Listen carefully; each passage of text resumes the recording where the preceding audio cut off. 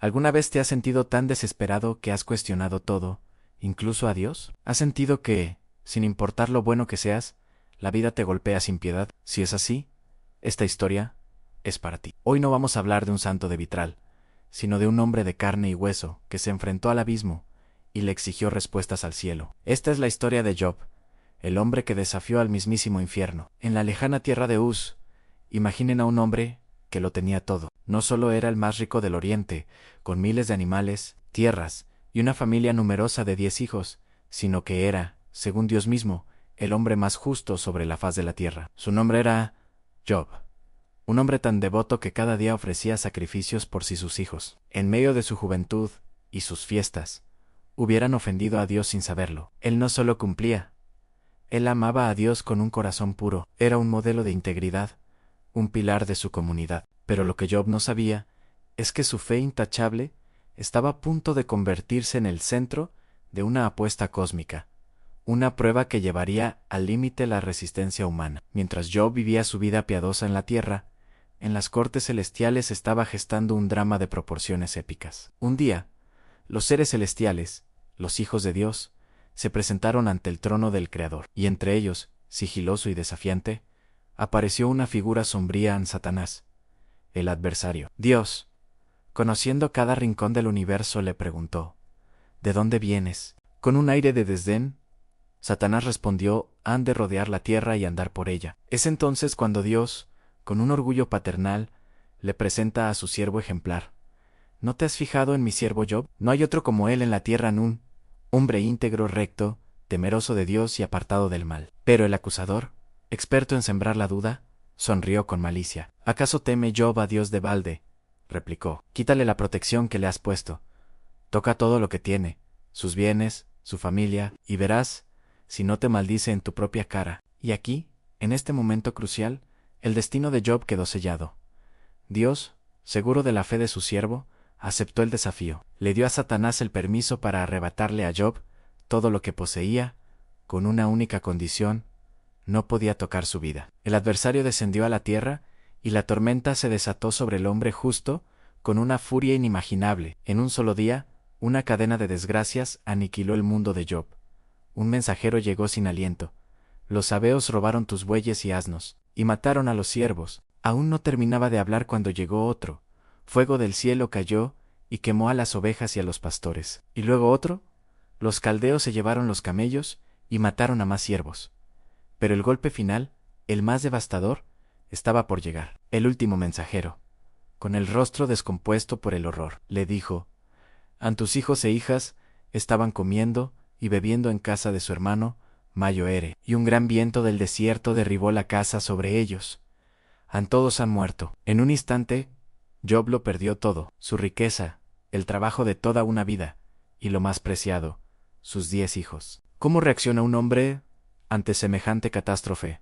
Maldice. ¿Grita de ira? Job hizo algo que desafía nuestra comprensión. Se levantó, rasgó sus ropas en señal de duelo, se rapó la cabeza, y luego se postró en tierra y adoró. Y de sus labios salieron estas palabras inmortales: desnudo salí del vientre de mi madre, y desnudo volveré allá. Jehová dio, y Jehová quitó. Sea el nombre de Jehová bendito. A pesar del dolor más profundo que un ser humano puede experimentar, Job no pecó ni le atribuyó a Dios despropósito alguno. La primera prueba había terminado, había ganado, pero la apuesta aún no había concluido. Satanás, humillado pero no vencido, regresó ante Dios, ante el Creador.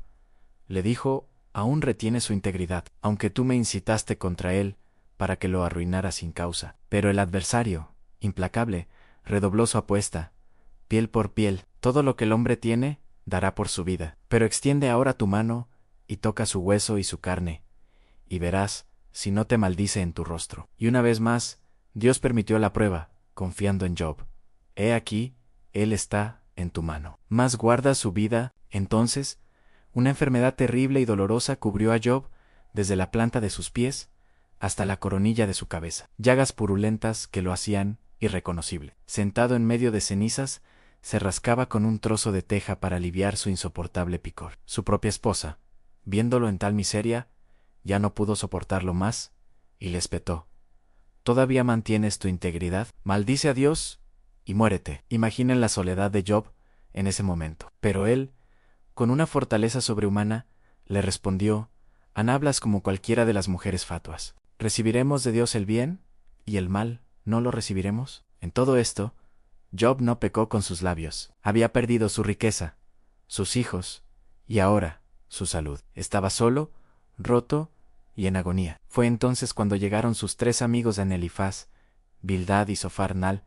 Verlo desde lejos, no lo reconocieron. Lloraron, rasgaron sus mantos y se sentaron con él en el suelo durante 7 días y 7 noches, en silencio, porque veían que su dolor era muy grande. Podría parecer un acto de consuelo, pero cuando finalmente abrieron la boca, sus palabras se convirtieron en lanzas. En lugar de compasión, le ofrecieron juicios. Convencidos de que todo sufrimiento es un castigo por el pecado, comenzaron a acusarlo. «¿Piensa ahora?», dijo Elifaz, «qué inocente se ha perdido». Le insistieron, una y otra vez, que debía haber cometido alguna falta oculta para merecer tal castigo. Le pidieron que confesara su pecado secreto para que Dios lo perdonara. Pero Job, en su corazón, sabía que era inocente. Y aquí es donde su lucha interna comienza. Ya no era solo el dolor físico, sino la tortura de la incomprensión, el abandono de sus amigos y, sobre todo, el ensordecedor silencio de Dios. En Job gritó al cielo, desafió, cuestionó, demandó una respuesta.